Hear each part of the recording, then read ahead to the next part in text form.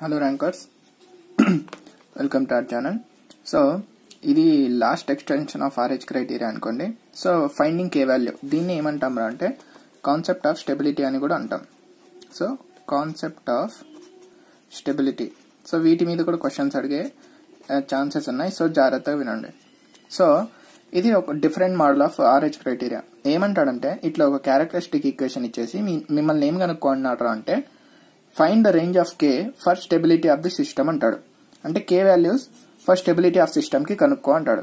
అంటే ఇప్పుడు చూడండి, నేను చెప్పేది ఏంటి, RH టేబుల్ యూజ్ చేసి చేద్దాం. ఏం చెప్పి అన్నది RH టేబుల్ తో చెప్తా చూడండి. So S³ S² S⁻1 S⁻0 ఏముంది, హైయెస్ట్ పవర్ ఆడ్ పవర్ ఉంది కాబట్టి వాటి యొక్క కోఎఫిషియంట్స్ అన్ని ఫస్ట్ వాళ్ళు రాయి. సో ఏమున్నాయి 2 and 5 అంతే కదా. నెక్స్ట్ ఈవెన్ పవర్ కోఎఫిషియంట్స్ ఏమున్నాయి 10 and K+5. నెక్స్ట్ రో ఏమొస్తుంది మనకి 50 - 2K + 10 అంటే 50 అంటే 40 - 2K divided by 10. 40 - 2K divided by 10. Next ఇక్కడ ఏముంది 0 ఉంది అంతేనా, 0. సో నెక్స్ట్ ఏమొస్తుంది, ఈ K+5 డైరెక్ట్ గా దిగిపోతుంది. సో K+5 దిగిపోయింది. ఇప్పుడు మనం ఏం చేస్తాం అంటే సిస్టమ్ స్టేబుల్ అవ్వడానికి K రేంజ్ ఎంత, అలానే మార్జినల్లీ స్టేబుల్ అవ్వడానికి K రేంజ్ ఎంత, అదేవిధంగా అన్స్టేబుల్ అవ్వడానికి K రేంజ్ ఎంత, ఇది కనుక్కోవాల్సింది మనం ఈ క్వశ్చన్ లో మెయిన్ గా. సో నేనేం చేస్తారంటే ఫస్ట్ ఆఫ్ ఆల్ స్టేబుల్ అవ్వడానికి K రేంజ్ కనుక్కుంటా. స్టేబుల్ అవ్వాలంటే మనకు కండిషన్ ఏముంది, ఫస్ట్ కాలమ్స్ ఏవైతే ఉన్నాయో ఈ కాలంలో ప్రతి ఒక్క ఎలిమెంట్ పాజిటివ్ ఉండాలి. ఓకేనా, పాజిటివ్ ఉన్నప్పుడు మనకి వితౌట్ సైన్ చేంజెస్ ఉంటే అన్ని ఉన్న పోల్స్ అన్ని లెఫ్ట్ సైడ్ లో అవుతాయి. సో సిస్టమ్ అనేది స్టేబుల్ అవుతుంది. సో పాజిటివ్ ఉండాలంటే కండిషన్ ఏంటిది, ఇది పాజిటివ్ ఇది పాజిటివ్, ఇవి రెండు పాజిటివా నెగిటివా చెప్పలేవు. సో ఎట్లా చెప్తాము, K రేంజ్ బట్టి ఇది పాజిటివా నెగిటివా చెప్తాం. సో ఇది పాజిటివ్ అవ్వాలంటే ఏమవ్వాలి, 40 - 2K divided by 10 greater than 0 అంటున్నాం. సో గ్రేటర్ దాన్ 0 అయితే ఇప్పుడు ఏమైతుంది, 40 - 2K గ్రేటర్ దాన్ 0. అప్పుడు ఏమైతుంది, 2K is less than 40, K is less than 20 అయింది. ఇదొకటి ప్లస్ ఇది కూడా పాజిటివ్ అవ్వాలి కదా. సో అప్పుడు ఏమైంది, K+5 greater than 0. That implies K అనేది గ్రేటర్ దాన్ -5 ఉండాలి. దేర్ ఫోర్ సిస్టమ్ స్టేబుల్ అవ్వడానికి K రేంజ్ ఎంత అంటే -5 లెస్ దాన్ K లెస్ దాన్ 20. ఇది range of values for which the system will be stable. ఓకేనా. నెక్స్ట్ మనం ఏం చూస్తాం, మార్జినల్ స్టేబుల్ అవ్వాలి. సో మార్జినల్ స్టేబుల్ కేసు ఎప్పుడు వస్తుంది, రో ఆఫ్ జీరోస్ వచ్చినప్పుడు మనకి మార్జినల్లీ స్టేబుల్ కేసు వస్తుంది. సో రో ఆఫ్ 0 ఎక్కడ వస్తున్నాయా, ఇక్కడ 0 ఉంది, ఇక్కడ ఈ ఎలిమెంట్ కూడా 0 అయితే రో ఆఫ్ జీరోస్ అనేది సరే చూడండి, ఇక్కడ ఒక ఎలిమెంట్ 0 ఉంది. సో ఇది కూడా 0 అయ్యే ఛాన్సెస్ ఉన్నాయి కదా. K ని సమ్ అడ్జస్ట్ చేసుకుంటే ఇది 0 అయిపోతే రో ఆఫ్ 0 అక్కరై ఫస్ట్ కాలం లో ఎటువంటి సైన్ చేంజెస్ లేకుంటే అప్పుడు సిస్టమ్ అనేది ఏమైతుంది, మార్జినల్లీ స్టేబుల్ అవుతుంది. అంతేనా. సో ఇప్పుడు ఏం చేస్తా, ఇప్పుడు ఇంకొక పాయింట్ చూడండి, ఇక్కడ ఎక్స్టెన్షన్ మాట్లాడుకుంటే ఇక్కడ కూడా 0నే ఉంది. సో దీన్ని కూడా నువ్వు 0 చేస్తే రో ఆఫ్ 0 వచ్చే ఛాన్సెస్ ఉన్నాయి కదా అని అనుకోవచ్చు. కానీ గమనించినట్లయితే రో ఆఫ్ జీరోస్ అనేది ఆల్వేస్ ఆడ్ పవర్స్ లో మాత్రమే ఉండాలి. ఎందుకంటే ఆక్సిలరీ ఈక్వేషన్ ఈవెన్ పవర్స్ లో ఉంటుంది. ఆక్సిలరీ ఈక్వేషన్ ఈవెన్ పవర్స్ లో ఎందుకు ఉంటుంది, ఎందుకంటే మనకు పోల్స్ అనేది symmetrical with respect to origin రావాలి కాబట్టి auxiliary equation definitely even powers లో ఉండాలి. సో రో ఆఫ్ 0 వచ్చే ఛాన్సెస్ ఎక్కడుంది, ఓన్లీ ఈ ఎలిమెంట్ ని 0 చేస్తే మాత్రమే రో ఆఫ్ 0 పాసిబిలిటీ ఉంది. సో ఏం చేస్తావు, 40 - 2K divided by 10 is equals to 0. So 40 is equals to 2K. That implies K is equals to ఎంత 20.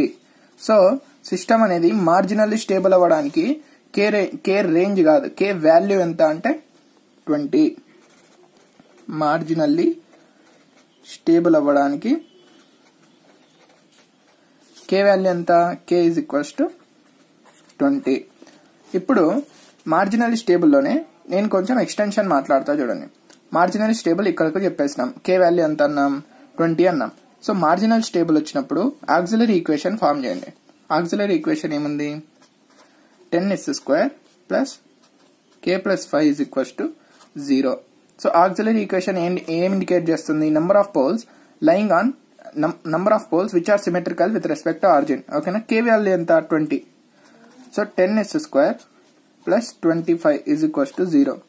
దీని నుంచి s² ఈజ్ ఈక్వల్స్ టు ఏమైంది మైనస్ 2.5.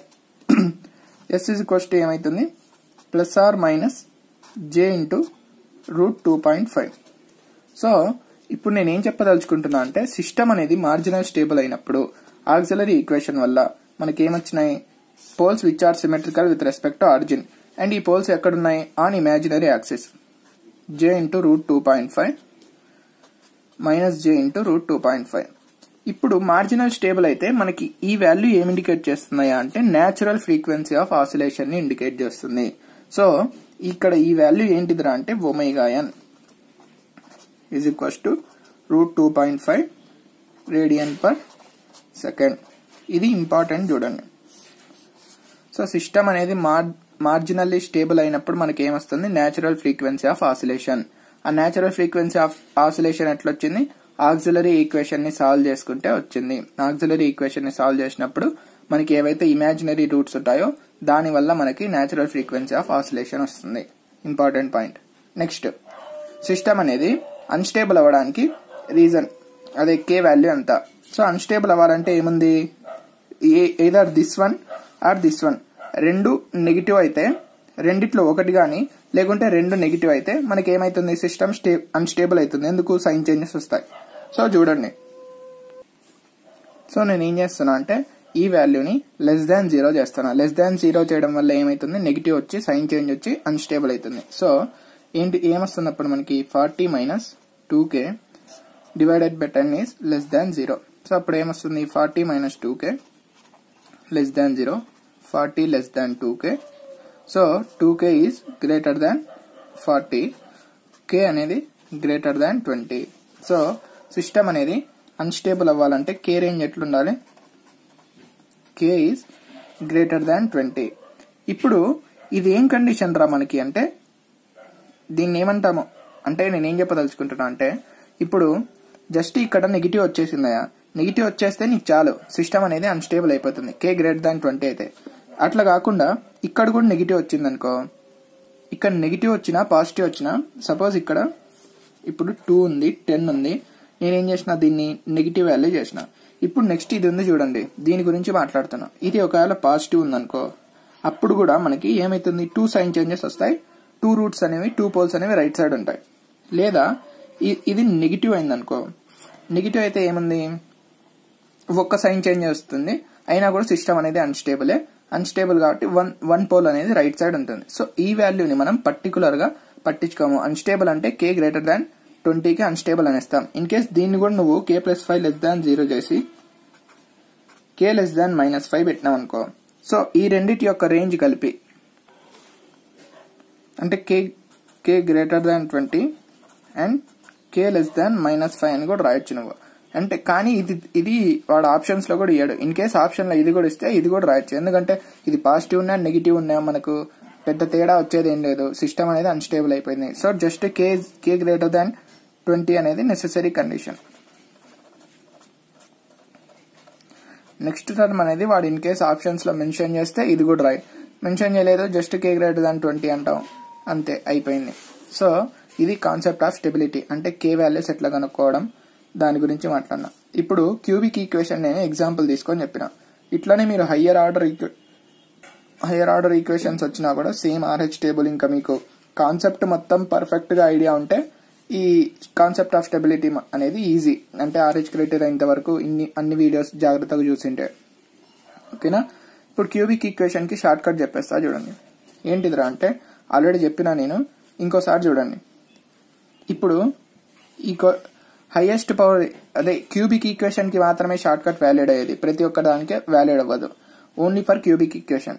సో షార్ట్ కట్ ఇక్కడ రాద్దాం ఆగండి. సో ఏమిచ్చిన నేను equation 2s³ plus 10s² plus 5s plus k plus 5 is equals to 0 అన్నా. నేను short cut only for cubic equation, short circuit కాదు, short cut only for cubic equations కి మాత్రమే మాట్లాడదు.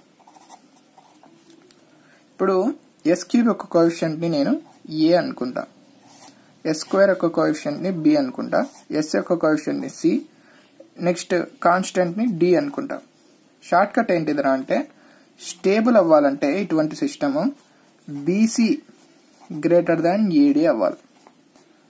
మార్జినల్లీ స్టేబుల్ అవ్వాలంటే BC is equals to AD. Unstable అవ్వాలంటే BC less than AD. ఇది short cut. ఈ షార్ట్ కట్ ఎందుకు డిస్కస్ చేస్తానా అంటే, మాక్సిమం నెంబర్ ఆఫ్ టైమ్స్ మనకి రేంజ్ ఆఫ్ కే కనుక్కోండి అన్నాడంటే క్యూబిక్ ఈక్వేషన్ ఇస్తాడు. హైయర్ ఈక్వేషన్స్ ఇస్తే మనం ఏముంది ప్రొసీడ్ అవుతాం.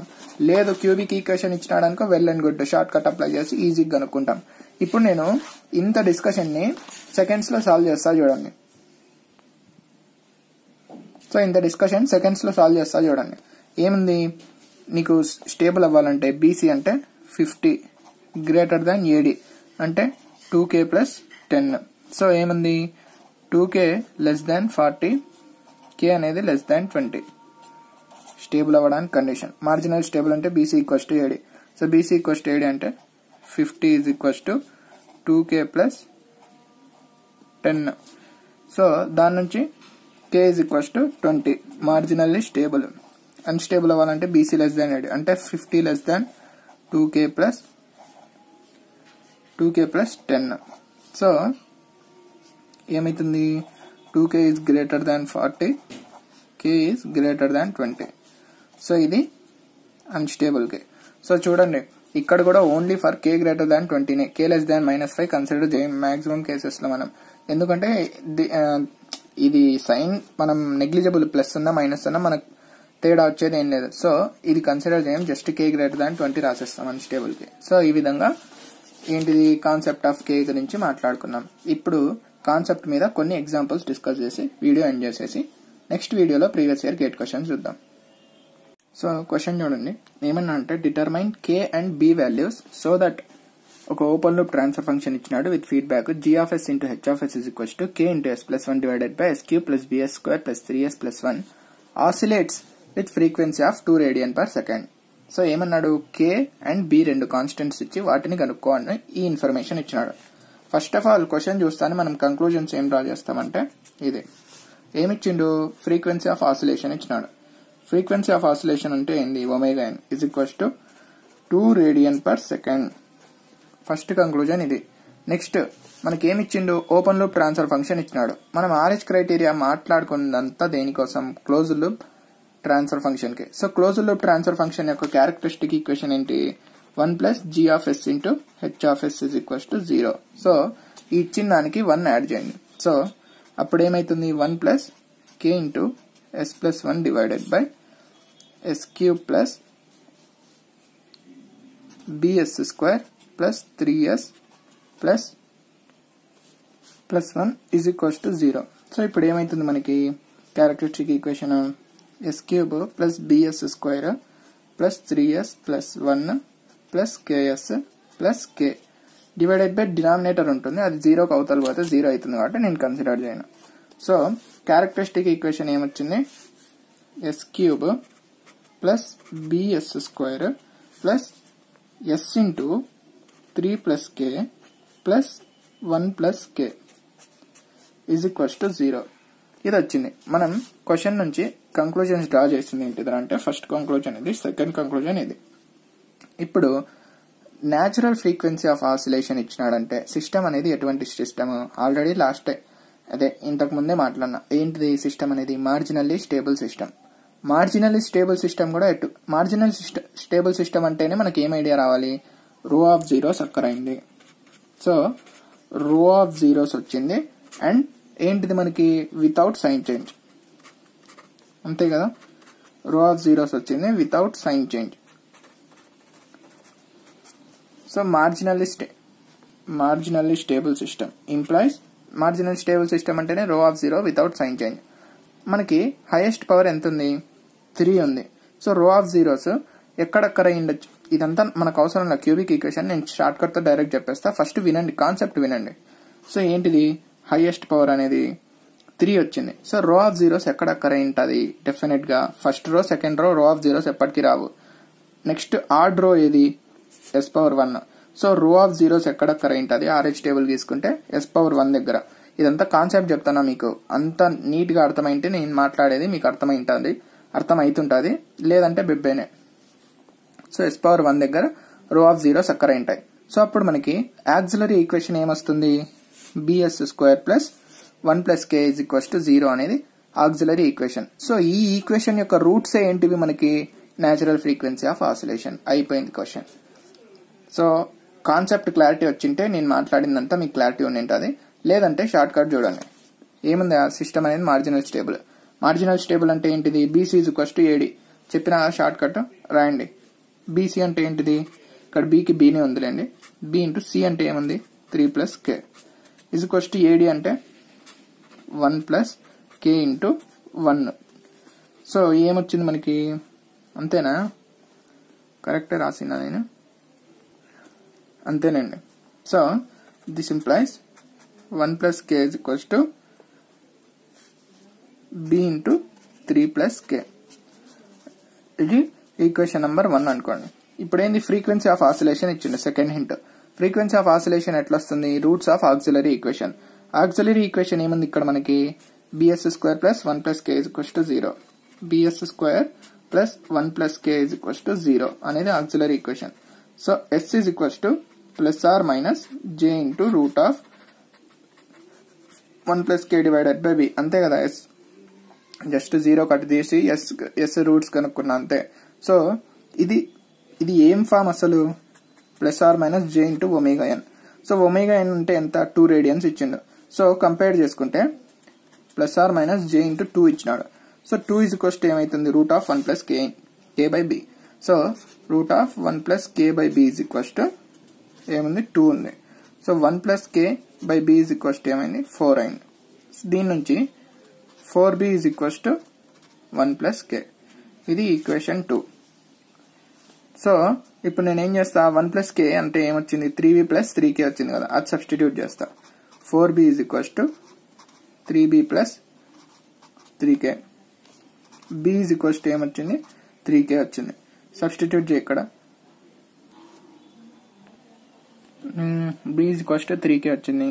సో b ఇక్కడ substitute, b is equals to 3k వస్తే 3k ఇక్కడ సబ్స్టిట్యూట్ చేయండి, ఏమొస్తుందో, సింప్లిఫికేషన్ ఎంతసేపు అయింది, 3k into 3 plus k is equals to 1 plus k కదా.